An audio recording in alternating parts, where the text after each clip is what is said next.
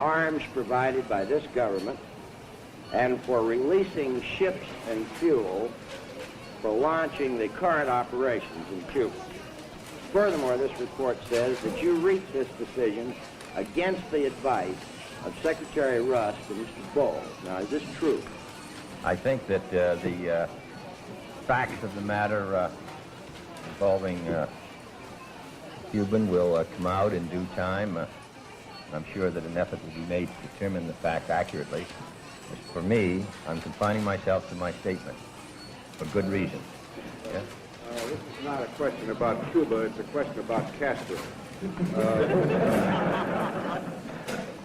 Could you tell us whether any intelligence that you have received can shed any light on the reports that the Prime Minister has been incapacitated, that he has not been heard from since Monday or Tuesday, or reports to that effect? No, I cannot. I saw some, I think, references on the ticket this morning that Mr. Castro was seeing some members of the press today. So I suppose we'll have a better idea of that later on. I would like to see my friend Carlos again. I understand. Meinkewitz signaled to the door with his eyes. No doubt they were listening to the conversation. And time marches on. There's an old saying that victory has 100 fathers and defeat is an orphan. And I wouldn't be surprised if information is poured into you in regard to all the recent activities. But I will say to you, Mr. Van Oka, that I've said as much as I feel can be usefully said by me in regard to the events of the past few days. Further statements, detailed discussions. I'll say this, Ray, said Patch. Kennedy took responsibility for it. Chatter in the hall and the arrival of 5 additional Cuban soldiers in solid green uniforms with rifles drawn sent Patch's heart aflutter. They formed a semicircle around the bed and stared like animated toys. The lean Major Alvarez smoked a Tiparillo as he marched ahead of a lanky crew-cut man in olive military garb. Alvarez had a thick dark mustache that tapered into a trim beard. He wore a tiled green beret, and his dusty military uniform showed he did not spend his time behind a desk. Although his interrogations were intense, he always had a ready smile. "How are you feeling, Captain?" "Better, thank you, Major." Alvarez nodded and shook hands with Meinkewitz. "And I trust you are well too, Professor." Yes, I am." Alvarez introduced the man with the dark crew cut as Dr. Stephen Higgins. Patch recognized him from the photos from the boat. Higgins smiled and shook hands with Meinkewitz. "I don't believe we've met, Dr. Meinkewitz," said the light-haired Bonheim, now smooth-skinned and 25 years younger. "I am Eric Bonheim." "I am Meinkewitz," he said, shaking Bonheim's hand. "This is my associate, Patch Kincaid." Bonheim's cold eyes focused on Patch.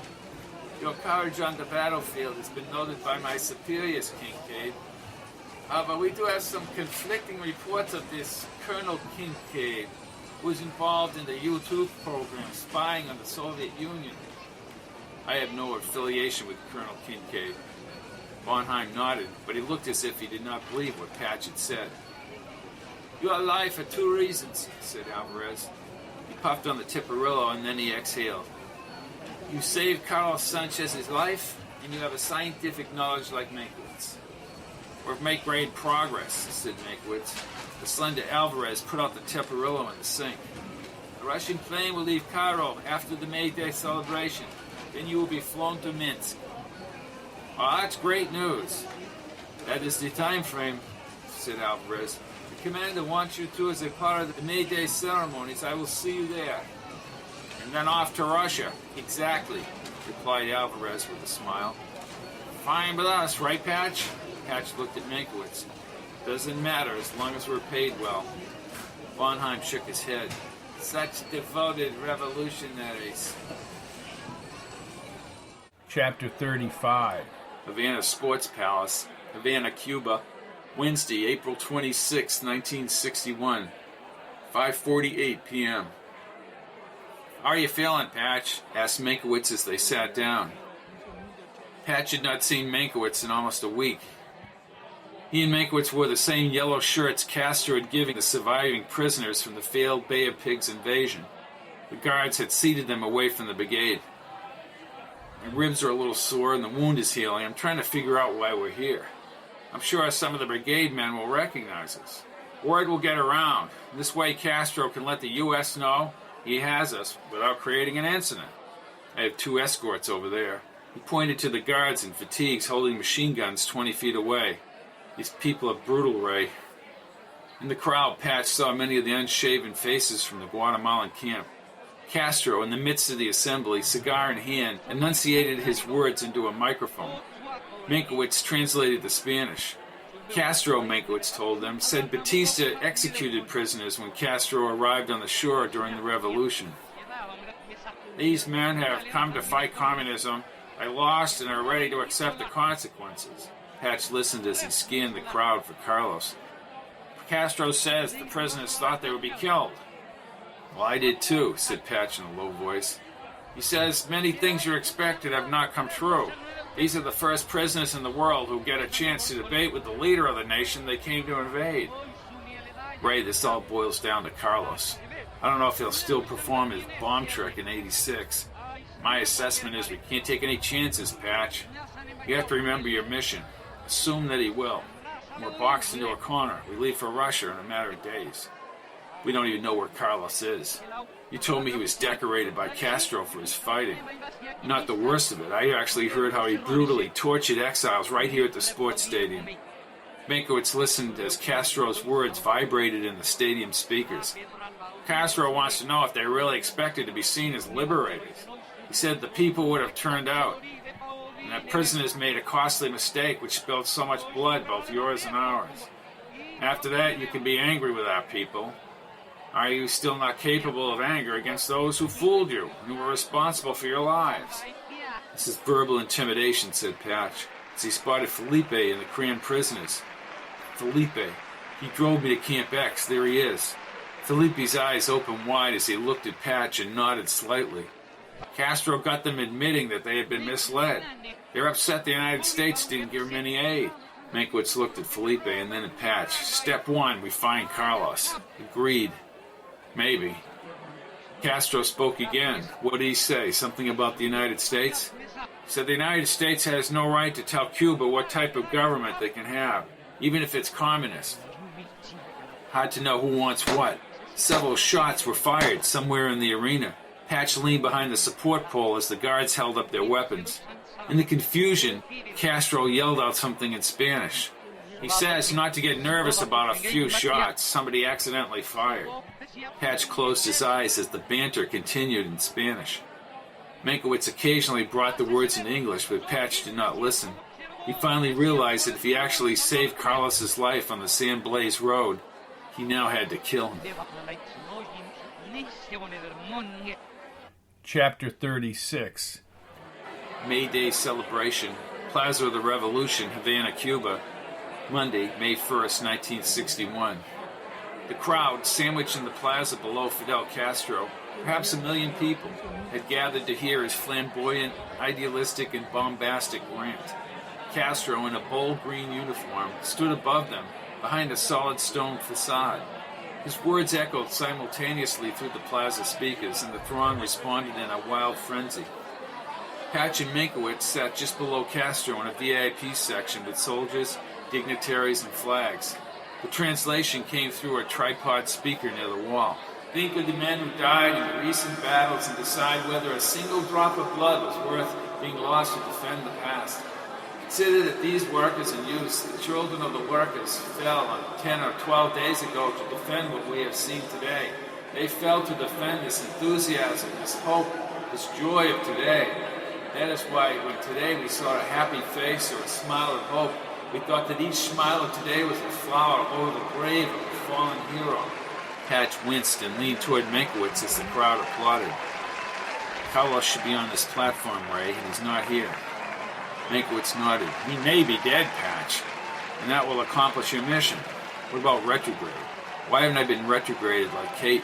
I don't know the answer to that. What would have happened to our workers, our wives, our sisters, our factories, What would have happened if imperialism had established even a single beachhead on our territory?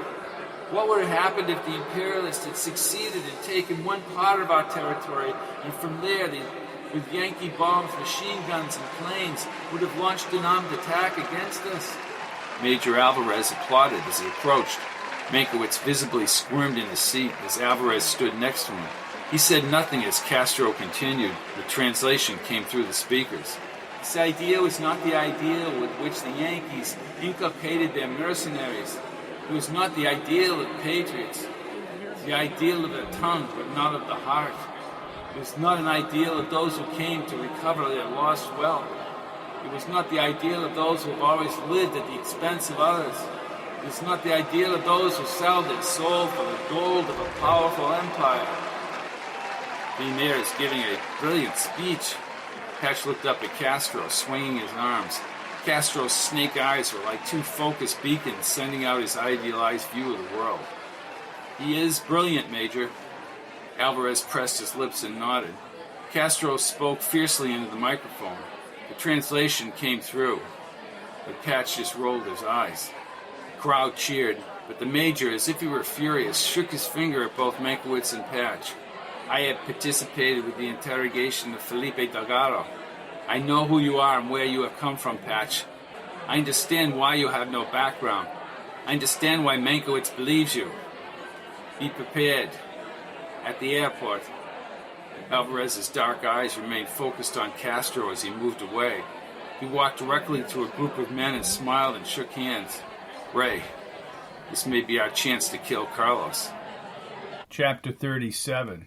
Jose Marte Airport, Havana, Cuba, Tuesday, May 2nd, 1961, 10:45 a.m. The Soviet propeller-driven aircraft might have been mistaken for a small jet. Patch counted over 20 portal windows and something written in Russian above the wing. The letters CCCP and a serial number engraved below the tail reminded him of this plane's final destination, Soviet Russia. The 1957 green and white Chevy slowed near the plane. The brigade air attack with fake Cuban B-26s just 2 weeks ago left a jagged hole on the tarmac near the control tower.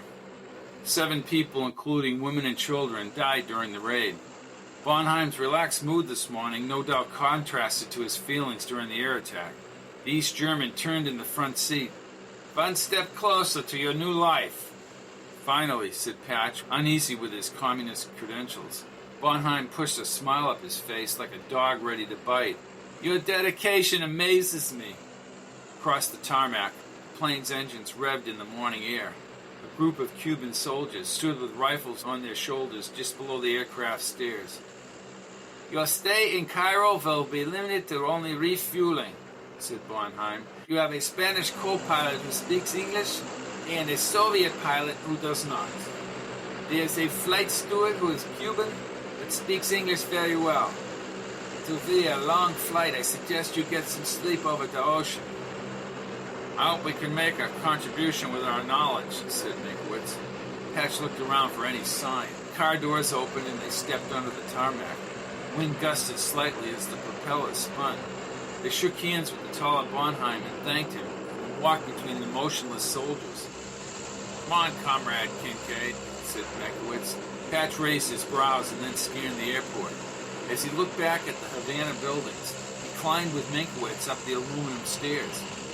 The Cuban flight steward, a thin young man in a white uniform, no more than 20 years old, greeted them at the doorway and guided them into the empty cabin. A spicy food aroma filled the cabin from covered food trays up front. I'm Jose Raymond Rodriguez.